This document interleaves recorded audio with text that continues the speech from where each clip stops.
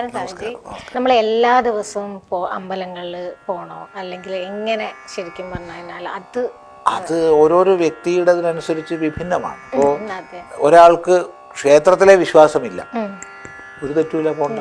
അതുകൊണ്ട് അയാൾ ഹിന്ദു അല്ലാതാവുന്നില്ല. എല്ലാവരും ക്ഷേത്രത്തിൽ പോകണം എന്നൊരു നിയമവും ഇല്ല. ഒരാൾക്ക് ക്ഷേത്രാരാധനയിൽ വിശ്വാസമുണ്ട്, ശ്രദ്ധയുണ്ട്, അത് അയാൾക്ക് ശാന്തിയെ നൽകുന്നുണ്ടെങ്കിൽ കഴിയുന്നതും ദിവസം ഒരു നേരമെങ്കിലും ഒന്ന് പോയി അവനവൻ്റെ ഗ്രാമത്തിലുള്ള ക്ഷേത്രത്തിൽ ദർശിക്കുന്നത് ഏറ്റവും ശ്രേഷ്ഠമാണ്.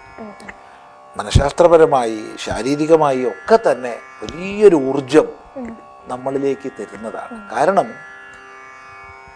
വിശിഷ്ടങ്ങളായ മന്ത്രങ്ങളുടെ സഹായത്തോടു കൂടി ഉപാസിച്ച് ആരാധിക്കപ്പെടുന്ന ശക്തി കേന്ദ്രങ്ങളാണ് ക്ഷേത്രങ്ങൾ. അവിടെ മഹാതപസ്വികളായ ആചാര്യന്മാരുടെ സങ്കല്പങ്ങളുണ്ട്.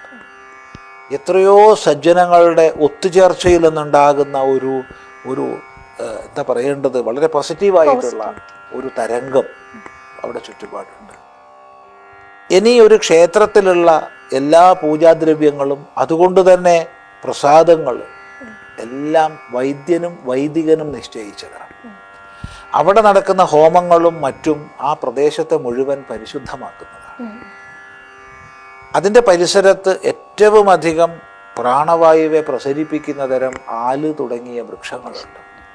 അപ്പോൾ ഇതെല്ലാം ചേർന്ന ഒരു ഇക്കോസിസ്റ്റത്തിൽ നമ്മൾ ദിവസവും ഒരു നേരമെങ്കിലും പോവുക എന്നുള്ളത് ശരീരത്തിന് പോലും നല്ലതാണ്.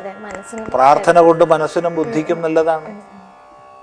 അപ്പം അതുകൊണ്ട് കഴിയുന്നത് ഒരു നേരം എങ്കിലും പോകണം.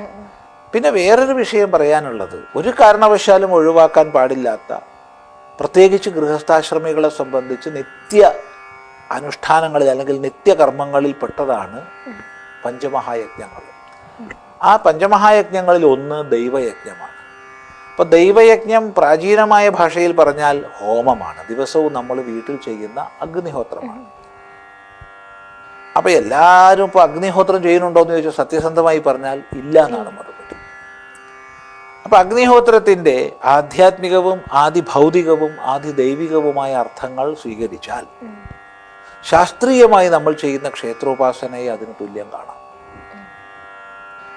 അപ്പോൾ ദിവസവും ഒരിക്കലെങ്കിലും അവനവൻ്റെ അടുത്തുള്ള ക്ഷേത്രത്തിൽ ഒന്ന് പോയി ഉപാസിച്ചാൽ അത് വലിയൊരു ദൈവ